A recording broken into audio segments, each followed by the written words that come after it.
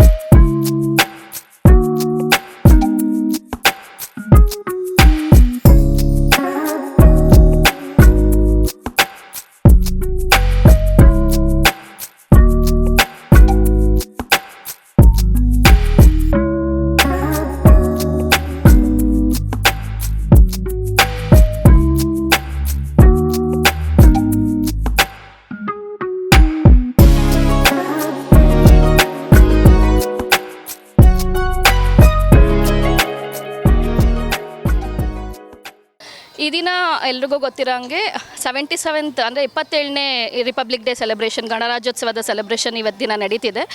ಹಾಗಾಗಿ ಚಿಕ್ಕಬಳ್ಳಾಪುರ ಜಿಲ್ಲೆಯ horticulture department ಆಗಲಿ, ಚಿಮೂಲ್ ಆಗಲಿ, ಹಾಗೆ ವಿವಿಧ ಒಂದು ನೇಚರ್ ಅಂದರೆ ಪ್ರಾಕೃತಿಕ ಒಂದು ಸಂಘಗಳೇನಿದೆ ಅದರಿಂದ ವಿನೂತನವಾದಂಥ ಒಂದು ಫಲಪುಷ್ಪ ಪ್ರದರ್ಶನ 2 ದಿನ ಆಯೋಜಿಸಲಾಗಿದೆ.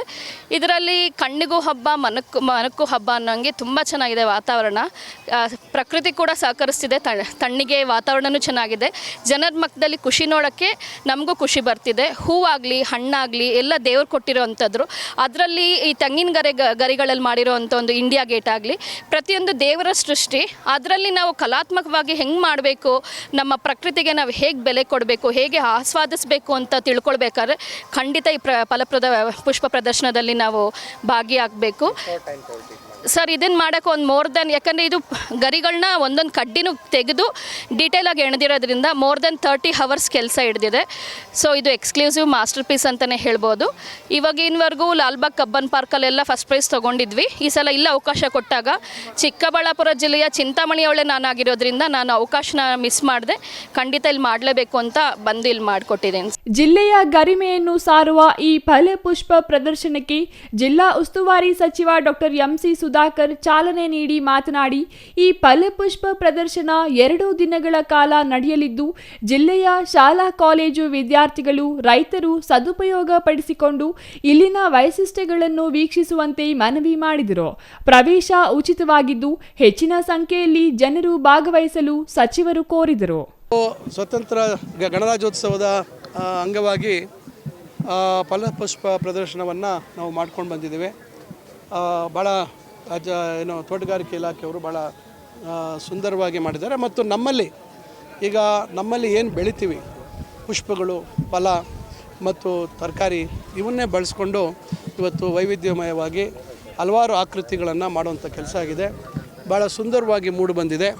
ನಾನು ಚಿಕ್ಕಬಳ್ಳಾಪುರ ಜಿಲ್ಲೆ ಜನತೆಯಲ್ಲಿ, ವಿಶೇಷವಾಗಿ ಚಿಕ್ಕಬಳ್ಳಾಪುರ ಮತ್ತು ವಿದ್ಯಾರ್ಥಿಗಳಿಗೆ ವಿನಂತಿಸಿಕೊಳ್ಳೋದು, ನೀವೆಲ್ಲರೂ ಬಂದು ಇದನ್ನು ಇವತ್ತು ನಾಳೆ ಈ ಪ್ರದರ್ಶನವನ್ನು ವೀಕ್ಷಿಸಿ ಏನು ನಮ್ಮ ಜಿಲ್ಲೆಯ ವೈಭವ ಅಂತಕ್ಕಂಥದ್ದು, ನಮ್ಮ ರೈತರ ಒಂದು ಶ್ರಮ ಏನಿದೆ, ನಮ್ಮ ರೈತರ ನಿರಂತರ ತುಡಿತ ಏನಿದೆ, ಒಂದು ಒಳ್ಳೆಯ ಗೌರವಯುತವಾದಂಥ ಬದುಕನ್ನು ಕಟ್ಕೋಬೇಕು ಅಂತಕ್ಕಂಥ ನಿಟ್ಟಿನಲ್ಲಿ ಕೃಷಿಯನ್ನು ಅವಲಂಬಿತವಾಗಿರ್ತಕ್ಕಂಥ ನಮ್ಮ ರೈತರ ಒಂದು ಫಲ ಏನು ಇಲ್ಲಿ ಬಂದಿದೆ ಅಂತಕ್ಕಂಥದ್ದನ್ನು ನೋಡಬೇಕು ಅಂತಕ್ಕಂಥ ಮನವಿಯನ್ನು ಮಾಡ್ತೇನೆ. ನೂತನ ಜಿಲ್ಲಾಧಿಕಾರಿ ಜಿ ಪ್ರಭುರವರು ಫಲಪುಷ್ಪ ಪ್ರದರ್ಶನ ಸೇರಿದಂತೆ ಇತರೆ ವಿಚಾರಗಳ ಬಗ್ಗೆ ಹೆಚ್ಚು ಉತ್ಸುಕರಾಗಿದ್ದು ಅವರು ಮತ್ತಷ್ಟು ಅಭಿವೃದ್ಧಿಯನ್ನು ಮಾಡುವ ನಿರೀಕ್ಷೆ ಇದೆ ಎಂದು ಸಚಿವರು ಪ್ರಶಂಸೆ ವ್ಯಕ್ತಪಡಿಸಿದರು. ಜಿಲ್ಲಾ ಕ್ರೀಡಾಂಗಣದಲ್ಲಿ ಆಯೋಜಿಸಿರುವ ಫಲಪುಷ್ಪ ಪ್ರದರ್ಶನ ವೀಕ್ಷಿಸಲು ಹೆಚ್ಚಿನ ಸಂಖ್ಯೆಯಲ್ಲಿ ಜನರು ಆಗಮಿಸಿ ಅಲ್ಲಿನ ಪ್ರತಿಮೆಗಳನ್ನು ಕಂಡು ಹುಬ್ಬೇರಿಸುವುದು ಸಾಮಾನ್ಯವಾಗಿದೆ. ಏನು ಫಲಪುಷ್ಪ ಪ್ರದರ್ಶನ ಅಂತ ರೆಡಿ ಮಾಡಿದ್ದಾರೆ, ಅದೆಲ್ಲನೂ ಇದು ಚಿಕ್ಕಬಳ್ಳಾಪುರದಲ್ಲಿರೋವಂಥ ರೈತರು ಮಾಡಿರೋವಂಥ ಇದರಲ್ಲಿ ಅವ್ರು ಮಾಡಿರೋವಂಥ ತರಕಾರಿಗಳಲ್ಲಿ ಅವ್ರು ಮಾಡಿರೋಂಥ ಫ್ರೂಟ್ಸಲ್ಲಿ ತಯಾರು ಮಾಡಿರೋವಂಥ ಇದರಲ್ಲಿ ಮಾಡಿರೋವಂಥದ್ದು. ಇವಾಗ ಇಂಡಿಯನ್ ಗೇಟ್ ಆಗಿರ್ಬೋದು, ಮತ್ತು ಹೂವಿನ ಬೊಕೇಸ್ ಆಗಿರ್ಬೋದು, ಒಂದು ಔಷಧಿ ಸಸ್ಯಗಳಾಗಿರ್ಬೋದು, ಮತ್ತು ಫಲಪುಷ್ಪ ಪ್ರದರ್ಶನ ಅಂತಂದರೆ ಇದರಲ್ಲಿ ತುಂಬ ವೆರೈಟೀಸ್ ಮಾಡಿದ್ದಾರೆ. ಎಲ್ಲ ವೆಜಿಟೇಬಲ್ಸು ಮತ್ತು ಫ್ರೂಟ್ಸಲ್ಲಿ ವರ್ಲ್ಡ್ ಕಪ್ದು ಇದು ತುಂಬ ಚೆನ್ನಾಗಿ ಇದು ಮಾಡಿದ್ದಾರೆ. ರೈತರು ಬೆಳೆದಿರೋ ಅಂಥದ್ರಲ್ಲಿ ಹೂವು ಅದರಲ್ಲಿ ಹಸು ಕರು ಇದರಲ್ಲಿ ಪ್ರದರ್ಶನ ತುಂಬ ಚೆನ್ನಾಗಿದೆ ಮಾಡಿರೋವಂಥ ಮೆಥಡ್ಸು. ಈ ರೀತಿ ನಾವು ನೋಡೋದಕ್ಕೆ ಎಲ್ಲೂ ಹೋದ್ರೂ ಇಷ್ಟು ಇದಾಗಿ ವೆರೈಟೀಸ್ ನೋಡೋಕ್ಕಾಗಲ್ಲ. ಎಲ್ಲೋದ್ರೂ ಇಲ್ಲಿ ತುಂಬ ಆಕರ್ಷಕವಾಗಿ ಮಾಡಿದ್ದಾರೆ. ಎಲ್ಲ ರೈತರಿಗೂ ಧನ್ಯವಾದಗಳು ಹೇಳೋದಕ್ಕೆ ತುಂಬ ಇಷ್ಟಪಡ್ತೀನಿ. Thoudanahalli Ramesh, CTV news, Chikkaballapur.